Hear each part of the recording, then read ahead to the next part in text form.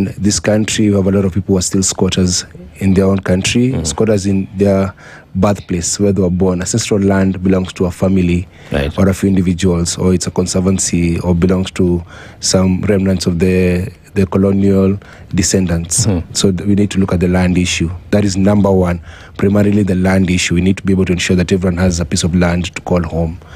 The other thing that Jomo Kenyatta declared when he got independent is that it was we're going to fight against disease, poverty, and ignorance. And I think 63 years later, there's still disease, there's still poverty, there's still ignorance. But the fourth thing that we have as a country that is a cancer is corruption. So how do you deal with those four things? So to eliminate disease, we actually need to ensure that healthcare is free and accessible to all in the entire country.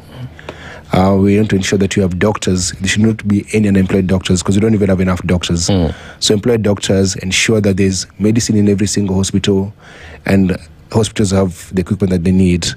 And how do you ensure that you have medicine? There's a lot of generic medicine that can actually produce as a country.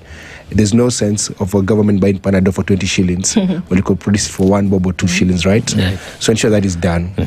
And then we ensure that in every single hospital, doctors clock in and clock out. The same way you come to work and clock in, clock out, you can do that. And there's also a patient history. How many patients did the doctor see? So you don't have a culture where a doctor comes and hangs a coat, goes to their private clinic. That is one. Number two, education. We'll have to standardize all schools in this entire country. That the schools in Turkana, the schools in Tana River are the same, Lokichogio and Lamu, standardized schools. Labs are the same, libraries are the same level of teaching class. Like everyone is standardized education in the entire country. That you're going to deal with ignorance. The poverty problem that this country faces is because, number one, there's lack of education. You're educating your people, and your people, you're dealing with the disease problem. But also the energy thing. In this country, energy is too expensive. So companies come to the country, they can't be able to produce or manufacture because energy is too expensive. Invest in clean energy, geothermal, make energy cheaper. Now, the reason these three things are not happening the way they're supposed to happen is because of corruption.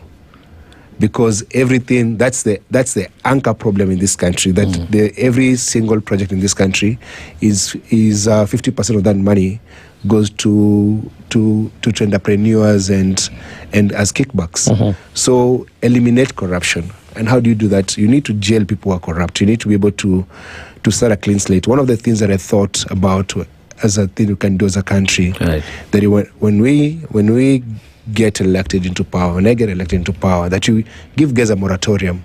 You say, let's do 6 months. Return everything that you stole, and just, let's say, you're forgiven, and you can just disappear from the face of leading this country. Like, just do a moratorium. Because corruption fights back.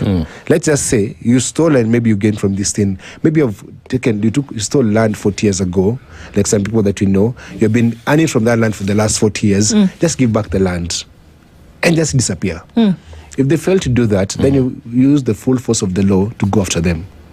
So you just say, we're going to start a new country without revenge and without vengeance. You say, day one, you have from day 1 to month 6, return everything you have stolen, no questions asked, and let's now start a clean slate as a country. Yeah. Yeah. As I